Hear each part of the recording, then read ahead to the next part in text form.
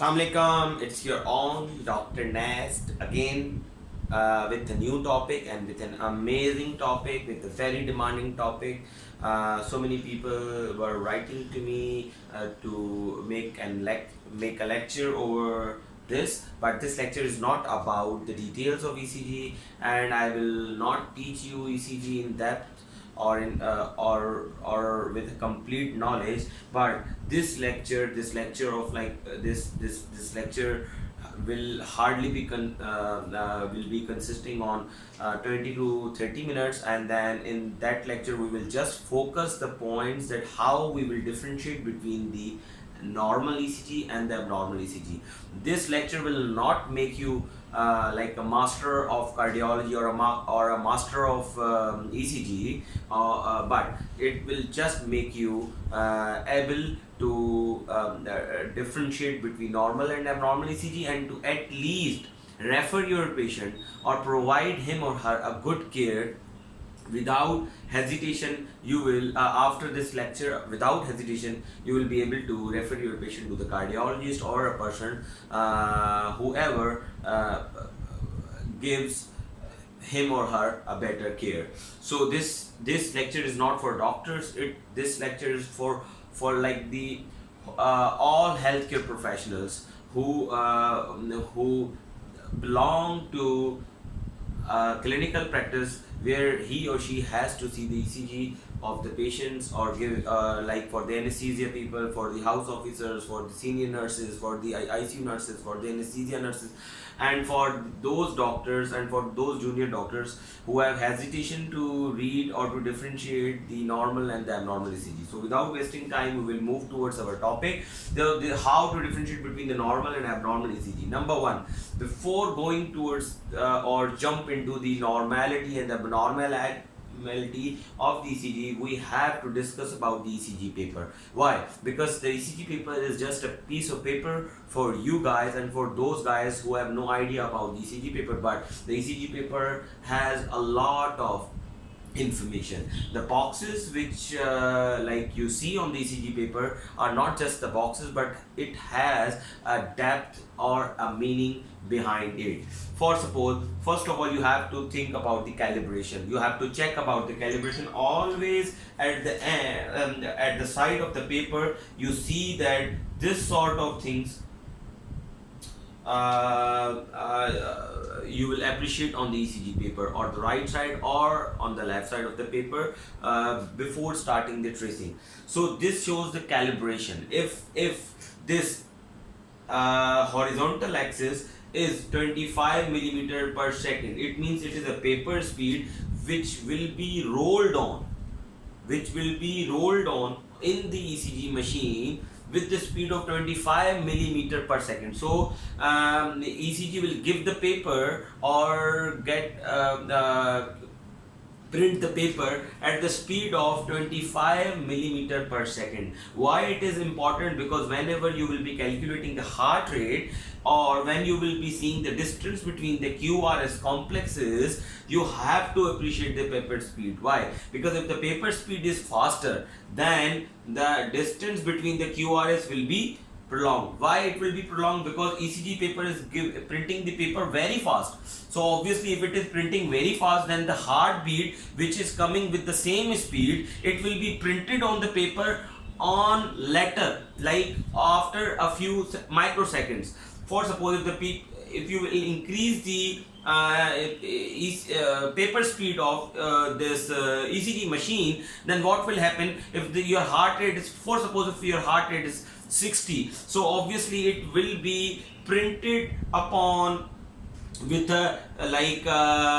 between the larger boxes, like the distance between R or the QRS complex will be like 5 boxes. Okay, 5 boxes. Then what will happen? Because your heart rate is constant, your heart is beating at the constant speed, or at the we are assuming it that your heart is beating at the constant speed of 60 beats per minute, but you have increased the paper speed. Then what will happen? That heart rate is same, but your heartbeat will be printed on the paper after 12 beats. Why?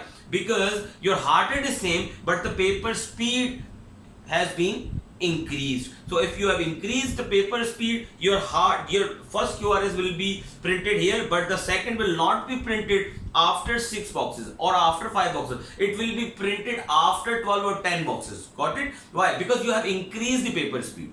So that the paper speed is very important to diagnose the normal and abnormal speed. ECG. So you first of all, whenever you will be reading or whenever you will be seeing an ECG of any patient, you have to check for the paper speed and the calibration. Why calibration is important? Because this calibration, what is the calibration? Calibration is like whenever ECG will feel a current of 1 millivolt, it will give you a deflection of 10 mm, upward 10 mm. So whenever your calibration will be decreased, for suppose you have set a setting in the ECG machine that the 1 millimolt will give you a 5 mm deflection, or 1 millivolt give you the deflection of 5 or 2.5. So what will happen? You will see the smaller QRS complexes. So whenever you will be seeing the smaller QRS complexes, you will see that, oh no, this ECG is abnormal. Why? Because the QRS complexes are small. But you haven't checked the calibration. That calibration probably would be on the lower side, or maybe someone has to set it up on the lower side, but you will appreciate an ECG as an abnormal ECG. So before pointing out, before commenting over ECG, you have to check for the calibration, and in calibration you have to check for the two things. Number one is horizontal and number two is vertical. Horizontal, you have to check for the paper speed, and number two is you have to check for the millivolt. Okay, 1 millivolt should give a deflection of 10 mm. It would be written on your ECG paper as well. And one thing more I want to tell you, that obviously the paper speed which we talked earlier, if you will not check the paper speed or your paper speed is faster, obviously the QRS will be printed on the paper like with the larger distance. Then you will appreciate what? Bradycardia. And again, you will falsely refer your patient to the cardiologist. So the paper of ECG again itself is very important. Why? Because if you have a proper calibration, which I have told you earlier, with the paper speed of 25 millimeter per second, the small box, you appreciate in any ECG paper a larger box, and in larger box there are the 1, 2, 3, 4, 5 smaller box. So one smaller box is equals to 40 millisecond with the paper speed of 25 millimeter per second. When you will increase this paper speed, obviously you have to increase the time, okay, because you are increasing the paper speed. Now forget about it, just remember one thing, that you have to, because I am not going into depth of this all things, I am just giving you a concept of paper speed and paper, and then we will rush towards the abnormality and the normal ECG findings in a patient. So just make a little bit concept about the ECG paper. So the smaller box consists of 40 millisecond. You have to just keep one number in your mind. It is 40 millisecond of one small box in ECG paper with the calibration of 25 millimeter per second. It is very important to check the calibration. You have to just check the keep in mind that I have to see the ECG with the calibration of this. I will not see any ECG with abnormal calibration. With abnormal calibration, it is very important. Okay, because you are a beginner, you are a junior, you are not supposed to handle the ECG on the daily routine, so you have to see the ECG on proper calibration. So with that calibration, the small box will have the distance, will have the time of 40 millisecond. Okay, what? 40 millisecond. So if I will take a distance time of whole this larger box, so this larger box tells us that it has a time interval of how much obviously you have to multiply it with 5 boxes. So if you will multiply 40 by 5, then you will get what? 200 millisecond. Obviously, so it was a 0.04 second, and it will become 0.2 second if you will divide it into the 1000. Okay, so leave it. Now the most important thing for us to is that we have understood the calibration, we have understood of the ECG paper, that what ECG paper tells us, and how we calculate the heart rate, how we can calculate the heart rate from this ECG paper. It is very important. So whenever you see the ECG, it would have these boxes and these lines on over the ECG, and these lines are very crucial, because most of the time you will not be able to see that what these lines tells us. But I am going to tell you that this ECG is always 1 or 4 components. What are those? There's the P, the Q, the QRS, S, and the T. So these are the components, and this is the electrical graphic presentation of the heart on ECG paper. So this is the whole heartbeat on the ECG paper, which tells us about the heart conditions. So what is the P? P is atrial contraction. I am not going into detail. Just remember that this is P, Q, R, S, and T. The number 1, the smaller deflection on the first is the P.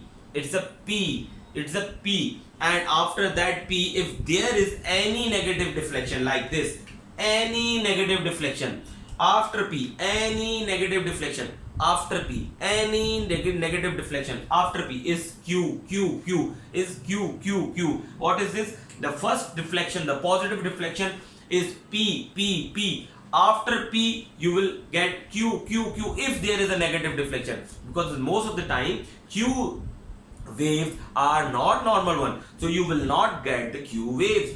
You will not get the Q waves. I am repeating again and again just to make you guys learn by heart all these things, just to keep these things in your mind, because these are very crucial. Okay, so after P, if there is a negative deflection, it would be the Q, Q, Q, and then after Q, if there would be the positive deflection like this, it would be R, R, R. This would be R, R, R. This would be R, R, and then after R, if there would be the negative deflection, it would be S, S, S. It would be S, S, S. It would be S, S, S. And then after S, if there would be any positive deflection, it would be T, T, T. It would be T, T, T. So P, Q, R, S, T. P, Q, R, S, T is the components of graphical presentation on ECG paper of one cardiac beat.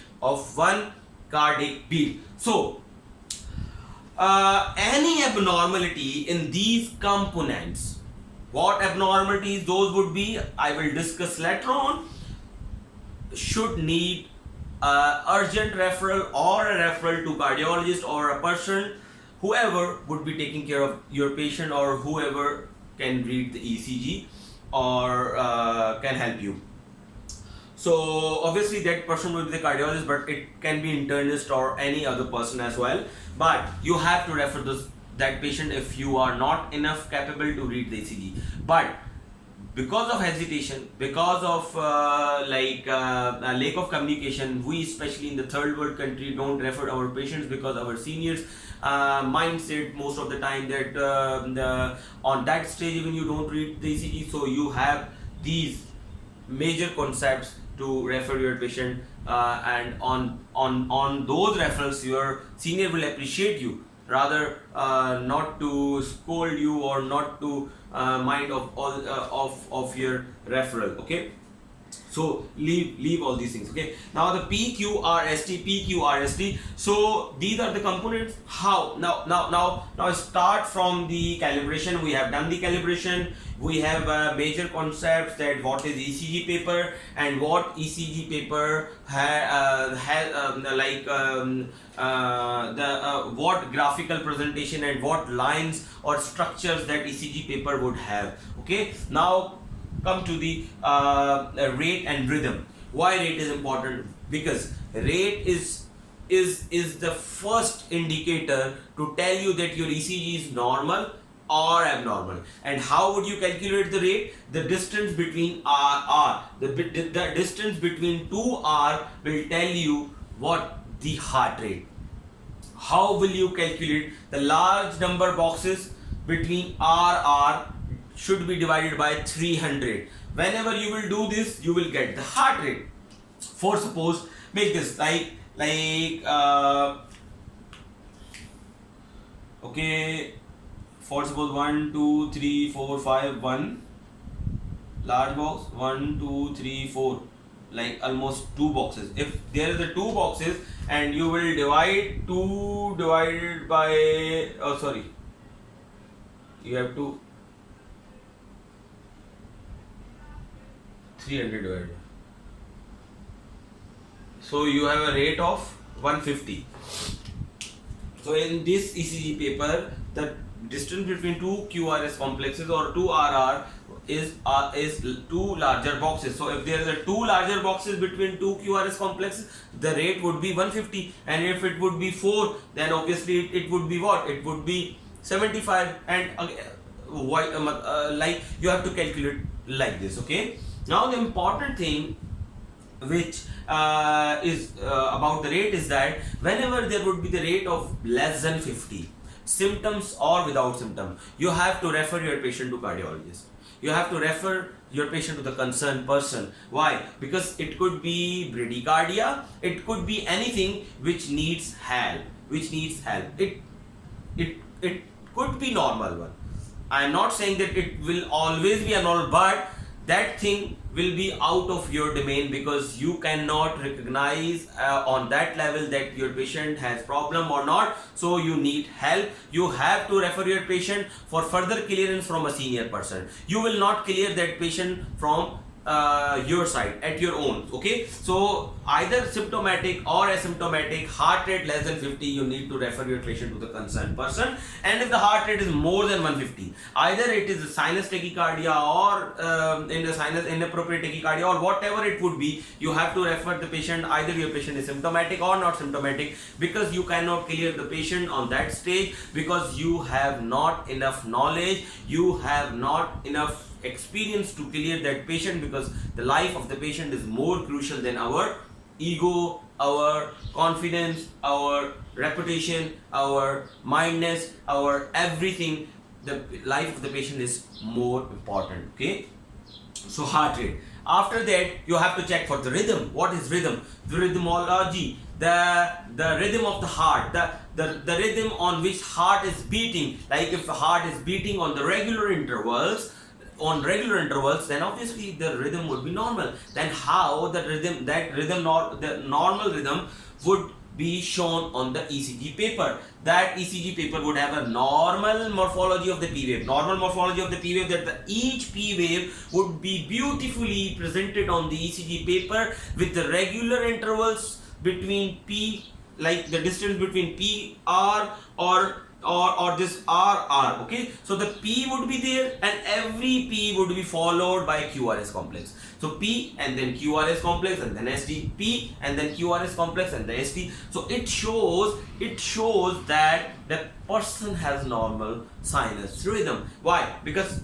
P shows the atrial contraction, and your sinus node is present at the atria side, at the right atrium. So whenever P would be shown on the ECG paper, it means that this rhythm is coming from sinus road. But the morphology of the P wave should be normal one, because I'm not going into detail, it will make you confused, but just keep one thing in your mind, that if there is a P and it is followed by the normal QRS complex and heart rate is less than 150 or more than 50, and there is no abnormality between RR as well. Like if one rhythm is coming after 2 boxes, then it is mandatory for the normal sinus rhythm that it should come after 2 boxes.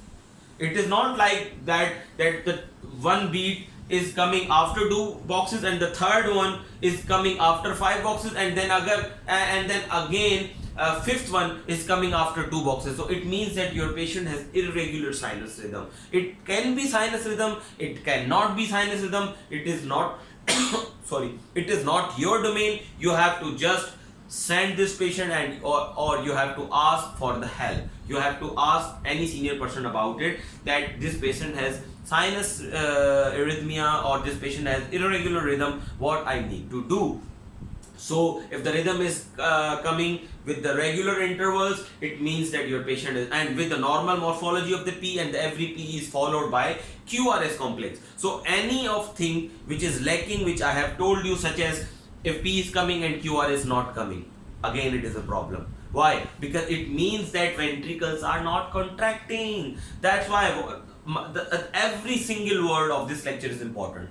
Please, what I told you, that P must be the same morphology, and every P should be followed by QRS, and every QRS should have a equal distance between two QRSs. So it should not be like smaller one and the larger one and then smaller one, the distance, or it is not possible in the normal patients or in the normal rhythms that P is coming and QRS is not coming, or if the QRS is coming and P is not coming, if the P is absent and only QRS is coming, again it is an abnormal ECG. It is not a normal ECG. Why? Because the presence and absence of P means a lot. Number one. Number two, the P after P, if QRS is coming or not, again it means a lot, and the distance between the rhythmology and the rhythm, which is on which the second beat coming and the third beat is coming after second, or the fourth is coming after third one, is very important. The distance between all beats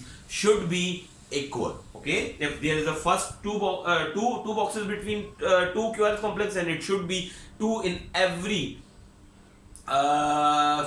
coming or preceding beats. Okay, now come to the Q waves.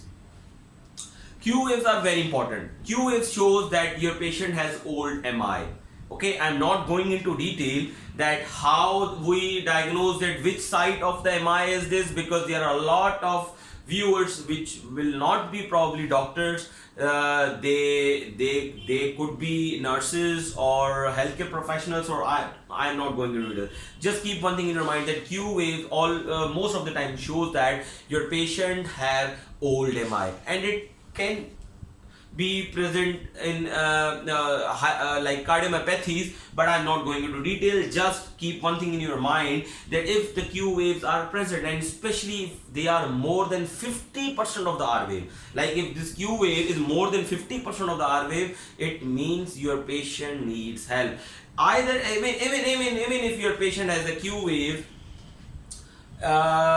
okay, even if it is not more than 50%, and it is coming in 2 or more than 2 leads, because in most of the time in lead 3 in females or in normal variants or as young patients have Q waves. So if Q wave is coming in only 1 lead, I would not suggest you to refer your patient. But if Q waves is coming in 2 or more than 2 leads, you have to refer, or you have to ask for the help from your senior. You have to ask, or you have to show this ECG to your senior. Okay, so the Q waves in any lead, only if it is in the 1 lead, you will not have to ask your patient for help. But if your patient has symptoms, like if your patient has chest pain, or your patient has a shortness of breath, again I would suggest you, when your ECG would be normal, you have to ask the help, because ECG is only a graphical presentation.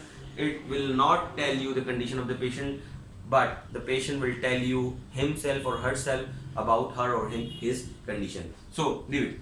The important thing is that if ECG Q waves are coming in more than 2, number 1, or if it is more than 50%, again it is more severe condition, like it is more severe than the previous one. Okay, so if the Qs are coming in more than 2 leads, number 1, or if it is the Q wave is more than 50% of the R wave, you have to refer your patient. You have to refer your patient to the internist or to the concerned person.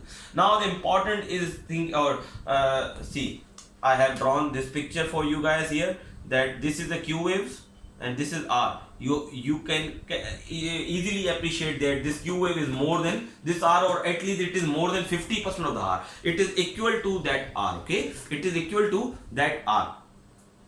So now come to the point that QRS or R wave.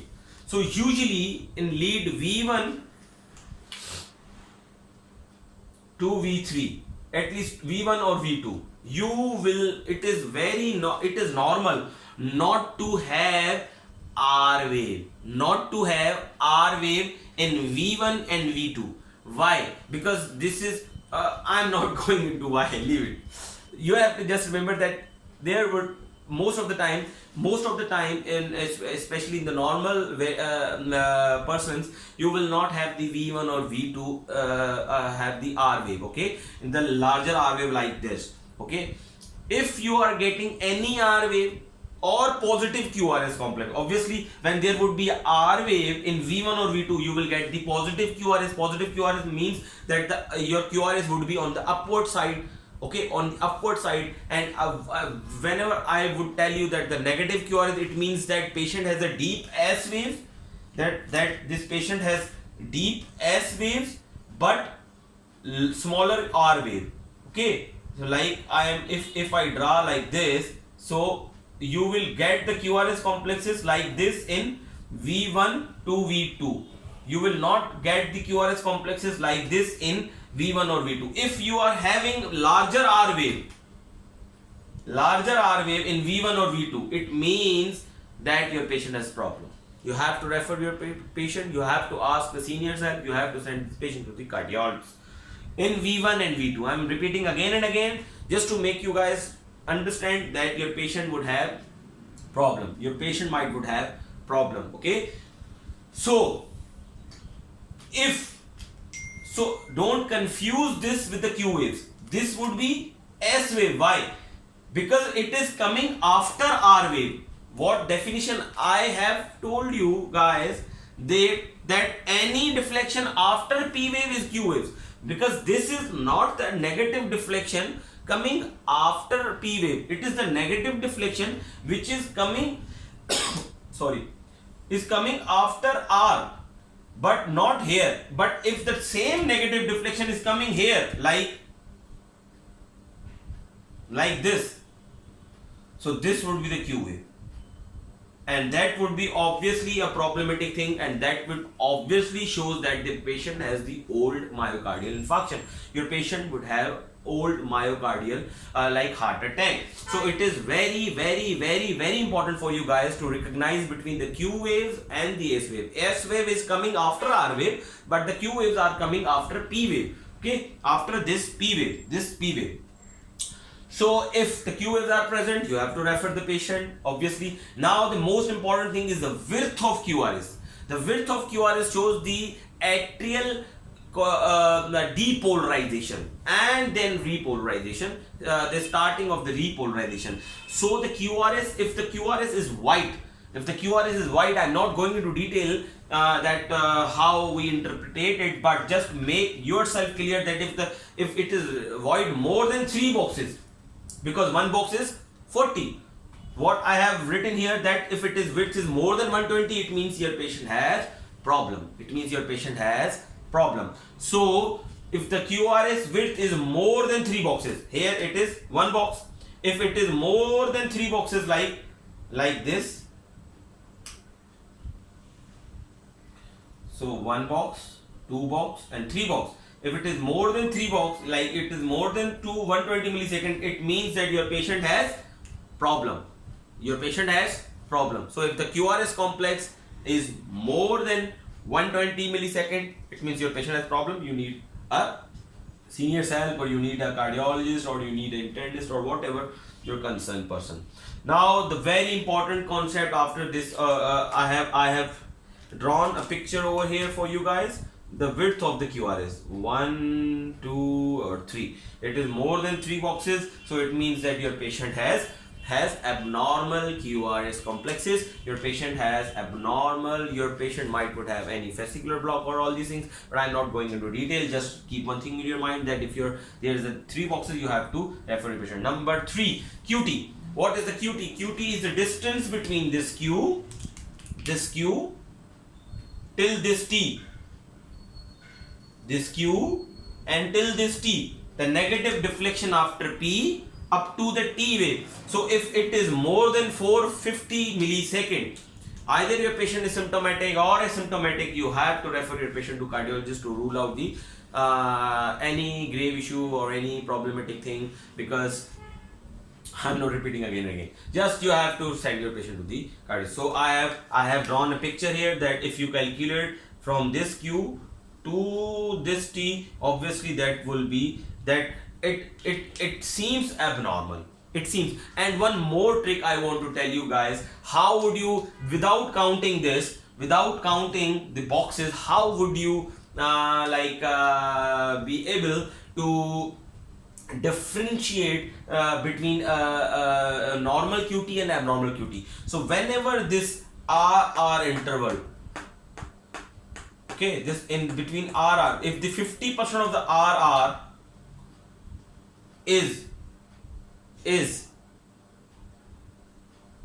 less than this TP segment. TP means the end of this QRS till the start of this. So if this flat line, this isoelectric line is less than 50%, it means that your patient has prolonged QT.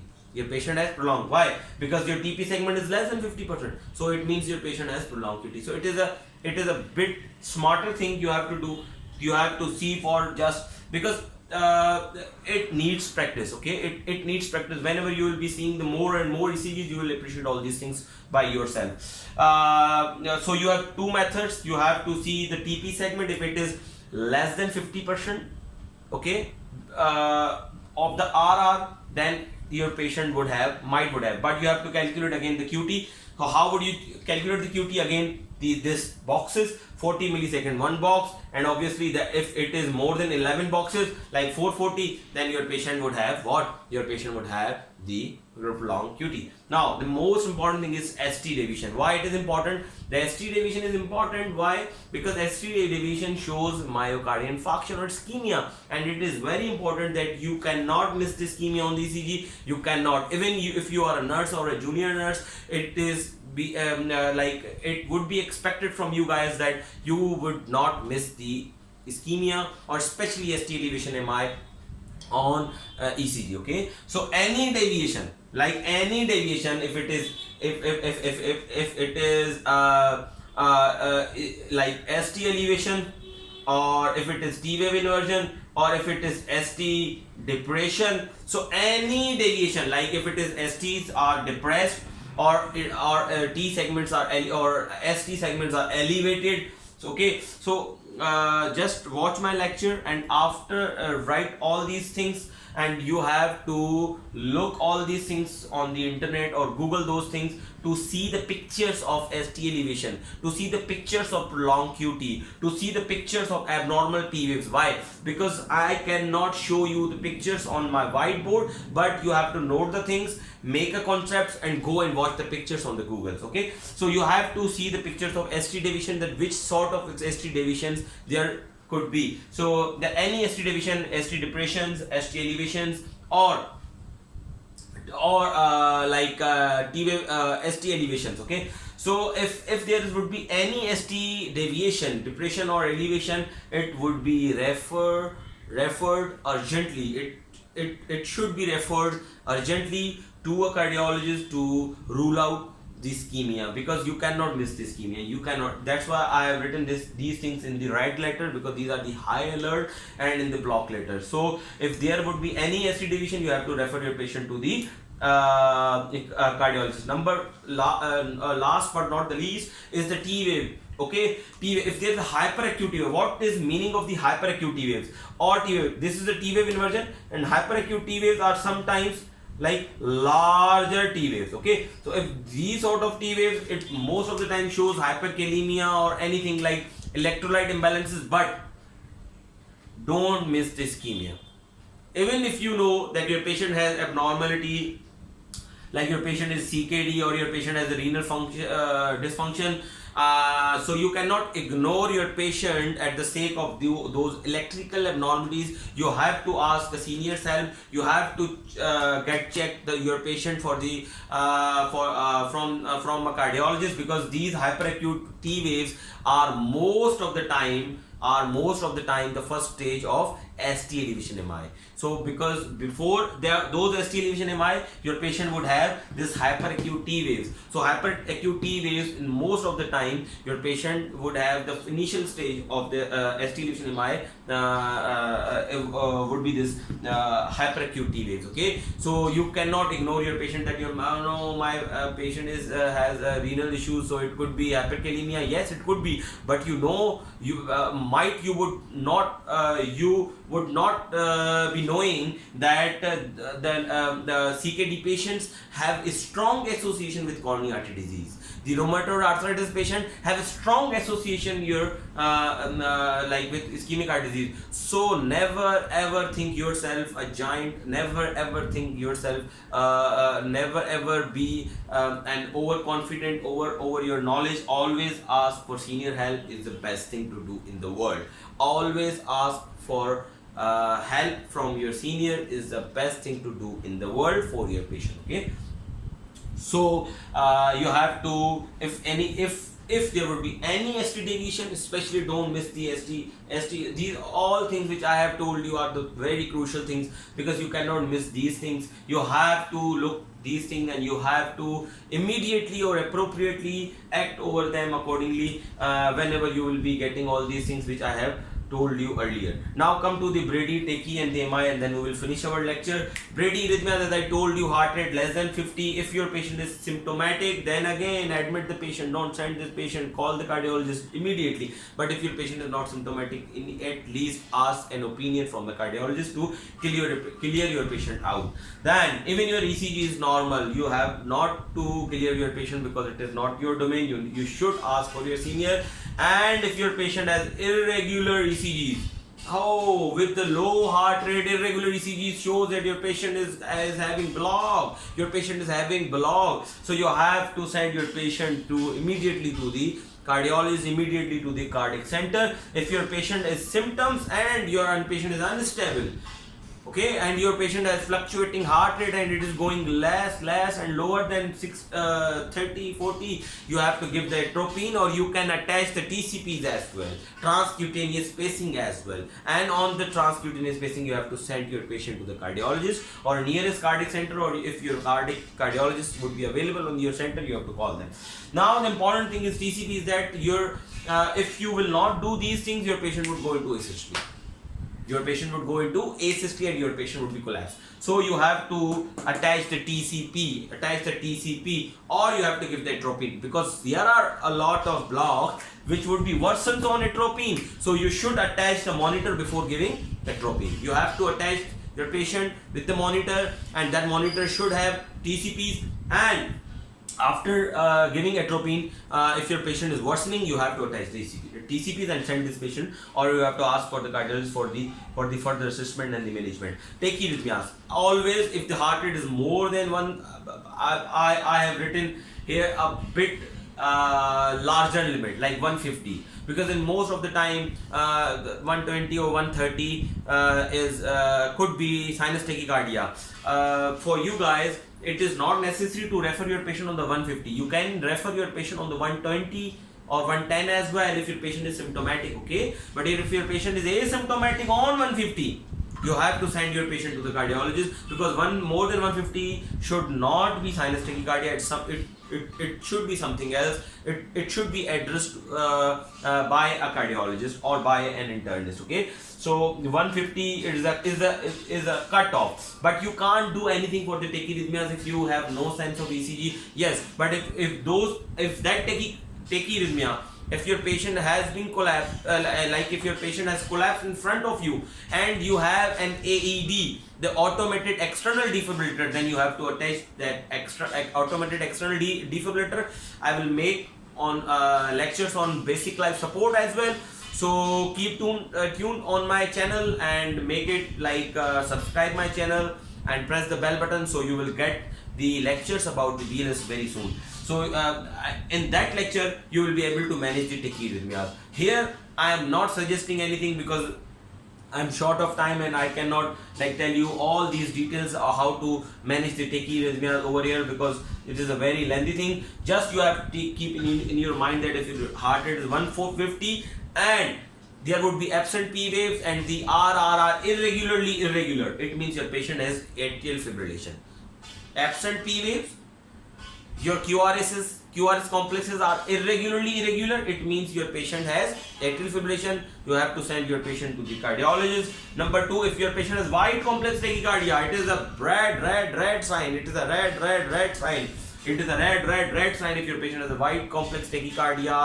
Sometimes P's are coming and sometimes P's are not coming. It is a very red sign, and if your patient is symptomatic, you have to attach the AED to your patient. But you can give certain medication, but I am not going into detail. But now the narrow complex tachycardia and rate is more than 150. It could be SVT. You cannot do anything. You have to just send the patient to the concerned center.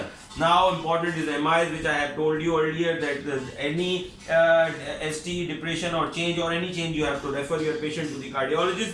Either no symptoms or not symptom. Number 1, not last but not the least, normal ECG with symptom, like your patient has any symptom like the chest pain above the umbilical and below the jaw, even if this is a jaw pain, even if the neck pain, if the left pain, even if the right pain, even if this epigastric pain, any pain before the umbilicals, below the jaw, can be cardiac. You have to send your patient, even your patient to the cardiologist, even your patient would have normal ECG. So I hope that I have cleared so many things of you guys, and now onwards, after watching this lecture, I would suggest you to go and see and to make yourself habitual of calculating the heart rate or seeing the rhythm. I have not discussed the axis over here because axis is not important for you guys, and you will go into like a bit confusion to calculating the axis and all these things. And axis will not tell you so it has so many information, but I think it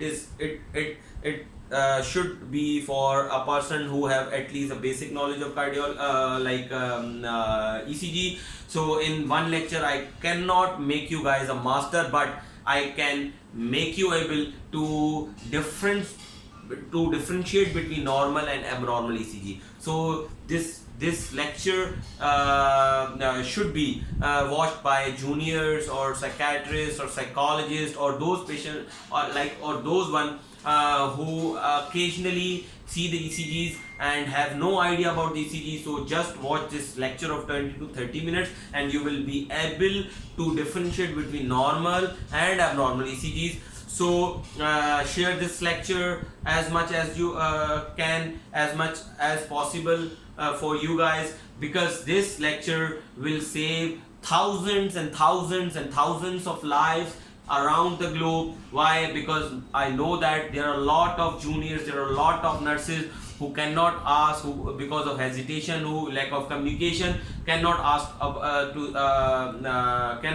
from their seniors about the ECG, or cannot refer their patients to the seniors because they always think that they are lacking in it, and because of the some of time lack of confidence and some of time because of overconfidence, you will not send your patient to the seniors. So please, for God's sake, I beg you guys that if any of sign, if any of problems, if any of these things your patient ECGs would have, please send them to us and we will give them a better care. Thank you. It's your Dr. Nas. Take care and pray for me. Subscribe my channel. Press the bell button for the future updates. Thank you.